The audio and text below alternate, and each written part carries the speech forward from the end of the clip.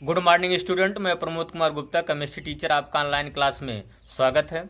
बच्चों, मैं आप लोगों को क्लास 11 की केमिस्ट्री पढ़ा रहा था, जिसमें बच्चों chapter some basic concept of chemistry में आज हमारा 12वां लेक्चर है, जिसमें आज का टॉपिक है परमाणु अर्थात एटम्स। मैं आप लोगों को परमाणु के विषय में बताने जा रहा हूं, आप लोग ध्यान से देखिएगा और सुनिएगा। सबसे पहले डिफिनीशन देखिएगा, सुनिएगा। बच्चों, किसी तत्व का वह सूक्ष्मतम कण, सूक्ष्मतम का मतलब होता है छोटा सा छोटा, किसी तत्व का वह सूक्ष्मतम कण जो रासायनिक अभिक्रियाओं में बिना अपघटित हुए अर्थात बिना टूटे भाग लेता है और जिनसे क्या बनता है, अणु बनता है, वह परमाणु कहलाता है। क्या कहलाता है? परमाणु। एक बार फिर डिफिनेशन सुनिएगा। किसी तत्व का वह सूक्ष्मतम कण जिनसे अणु बनता है तथा जो रासायनिक अभिक्रियाओं में बिना अपघटित अर्थात टूटे भाग लेता है, बिना टूटे भाग लेता है, उसे परमाणु कहते हैं। बच्चों, परमाणुओं का आकार अति सूक्ष्म तथा द्रव्यमान बहुत कम होता है और परमाणुओं में सबसे छोटा और हल्का परमाणु हाइड्रोजन परमाणु होता है। यहाँ देखिएगा, हाइड्रोजन परमाणु की जो त्रिज्या होती है बच्चों 0.28 एंगस्ट्रॉम होती है। मैंने बोला कि परमाणुओं में सबसे छोटा और हल्का परमाणु हाइड्रोजन परमाणु का होता है, जिसकी त्रिज्या 0.28 एंगस्ट्रॉम और जिनका द्रव्यमान 1.008 AMU होता है। AMU का फुल फॉर्म होता है, A से होता है एटॉमिक, M से होता है मास, U से होता है यूनिट। तो इसको AMU का पूरा नाम होता है एटॉमिक मास यूनिट, परमाणु द्रव्यमान इकाई। ठीक, अब देखिएगा, हाइड्रोजन परमाणु को छोड़कर अन्य परमाणु की जो त्रिज्या होती है अर्थात जो अन्य परमाणु बचते हैं, अन्य तत्व जो बचते हैं, उनकी त्रिज्या 0.7 एंगस्ट्रॉम से 2.5 एंगस्ट्रॉम तक होती है। ठीक, अन्य परमाणु की त्रिज्या। और बच्चों, अन्य परमाणु का जो द्रव्यमान होता है वो 2 AMU से आपका 266 AMU तक होता है। ये तो मैंने आप लोगों को बता दिया कि परमाणु के विषय में यहाँ डिफिनीशन बताया। अब और परमाणु के विषय में बताने जा रहा हूं बच्चों, आप लोग ध्यान से देखिएगा। बच्चों, जो आपके परमाणु होते हैं, जो परमाणु होता है, दो आप परमाणविक कणों से मिलकर बना होता है। कितने?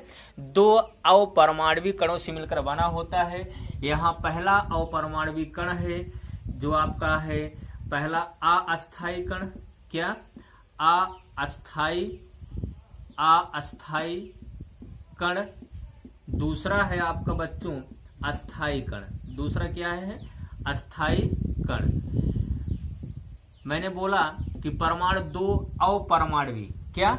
अपरमाणविक कणों से मिलकर बना होता है। पहला मैंने बताया आप लोगों को अस्थायी कण, दूसरा मैंने बताया अस्थायी कण। अब देखिए, अस्थायी कणों में पॉजिट्रॉन, क्या है? पॉजिट्रॉन है। और आपका मेसान है, क्या है? मेसान। और आपका न्यूट्रिनो, क्या? न्यूट्रिनो। और आपका क्या है? एंटी न्यूट्रिनो, क्या? Anti neutrino. ये बच्चों, ये परमाणु के अस्थायी कण है। क्या है? परमाणु के अस्थायी कण है, अर्थात पॉजिट्रॉन, मेसान, न्यूट्रिनो और एंटी न्यूट्रिनो परमाणु के अस्थायी कण हैं। बच्चों, इन अस्थायी कणों का परमाणु के बाहर और परमाणु के अंदर क्षणिक मात्र अस्तित्व होता है, अर्थात इनका बहुत कम समय के लिए इनका अस्तित्व होता है। लेकिन हमारा जो अस्थायी कण है बच्चों, अस्थायी कणों में हमारा क्या है? इलेक्ट्रॉन है। क्या है? इलेक्ट्रॉन है। प्रोटॉन है। क्या है? प्रोटॉन है। फिर उसके बाद आपका और क्या है? न्यूट्रॉन है। क्या? न्यूट्रॉन। तो बच्चों, इन तीनों कणों का क्या होता है?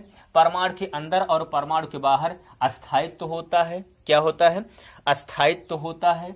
और यही इलेक्ट्रॉन, प्रोटॉन और न्यूट्रॉन, ये परमाणु के यही 3 क्या होते हैं? मूल कण होते हैं। कितने मूल कण? 3। आपके अगर कोई पूछेगा परमाणु के कितने मूल कण होते हैं तो आप बताएंगे 3, इलेक्ट्रॉन, प्रोटॉन और न्यूट्रॉन। अब देखिए आप लोग, यहाँ देखिएगा कि परमाणु कैसा होता है बच्चों, गोलाकार होता है। कैसा होता है परमाणु, गोलाकार होता है। अब देखिए बच्चों, परमाणु गोलाकार होता है, परमाणु के दो भाग होते हैं। कितने भाग होते हैं, दो भाग होते हैं।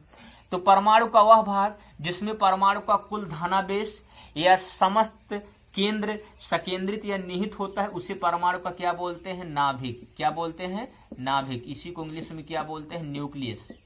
न्यूक्लियस, ठीक।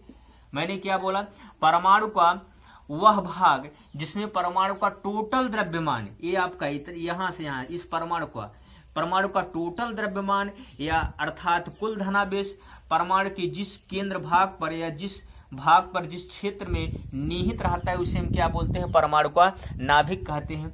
और दूसरा भाग क्या है, नाभिक के बाहर का वह विशाल क्षेत्र जिसमें इलेक्ट्रॉन क्या करते हैं बच्चों, चक्कर लगाते रहते हैं। इलेक्ट्रॉन क्या करते हैं, चक्कर लगाते रहते हैं। वह क्या है, आपका दूसरा क्षेत्र है, दूसरा भाग है। तो परमाणु दूसरा भाग क्या है, मैंने बताया कि परमाणु का वह भाग जो नाभिक के बाहर जिसमें इलेक्ट्रॉन क्या करते हैं, चक्कर लगाते रहते हैं। अब देखिए इसमें यहाँ आप देख रहे हैं इलेक्ट्रॉन नाभिक के बाहर क्या करते हैं, मूवमेंट करते रहते हैं, चक्कर लगाते रहते हैं। और यहाँ देखेंगे मैंने आप लोग बताया जो परमाणु का जो मूल कण होता है वो इलेक्ट्रॉन, प्रोटॉन और न्यूट्रॉन होता है।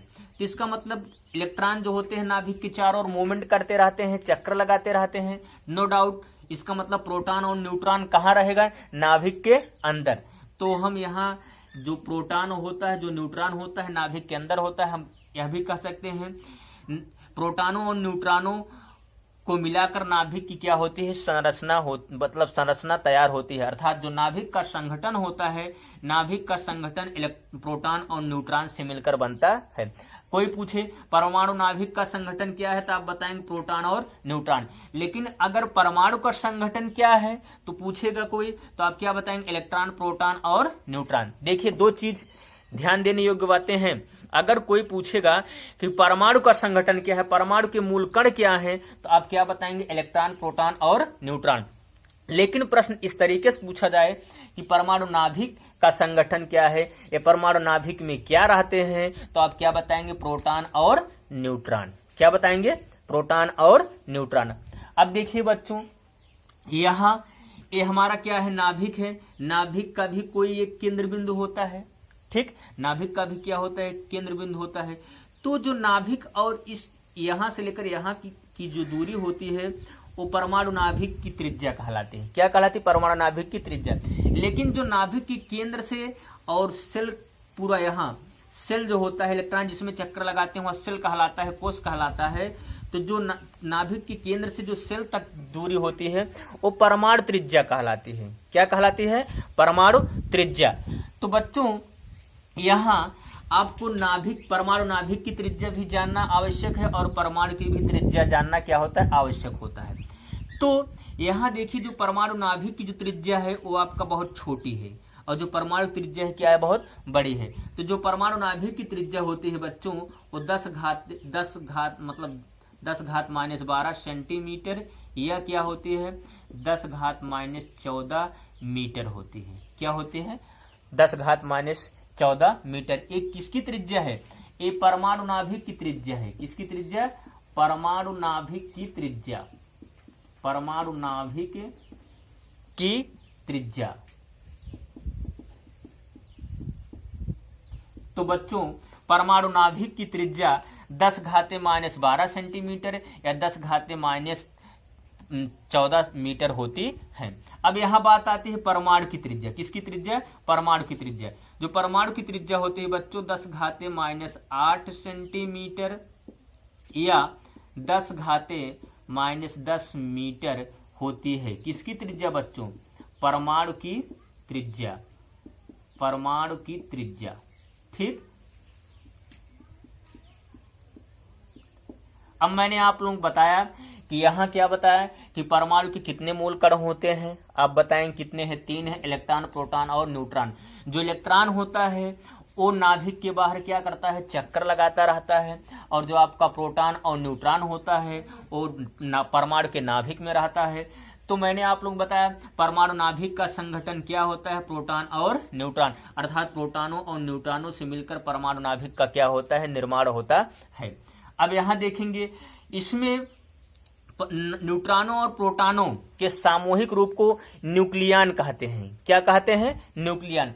ध्यान दीजिएगा, न्यूट्रॉनों और प्रोटॉनों के सामूहिक रूप को बच्चों न्यूक्लियन कहते हैं। क्यों न्यूक्लियन कहते हैं, क्योंकि ये किसमें पाए जाते हैं, प्रोटॉन और न्यूट्रॉन न्यूक्लियस में पाए जाते हैं। किसमें पाए जाते हैं, न्यूक्लियस में। इसीलिए प्रोटॉनों और न्यूट्रॉनों के सामूहिक रूप को न्यूक्लियन कहते हैं।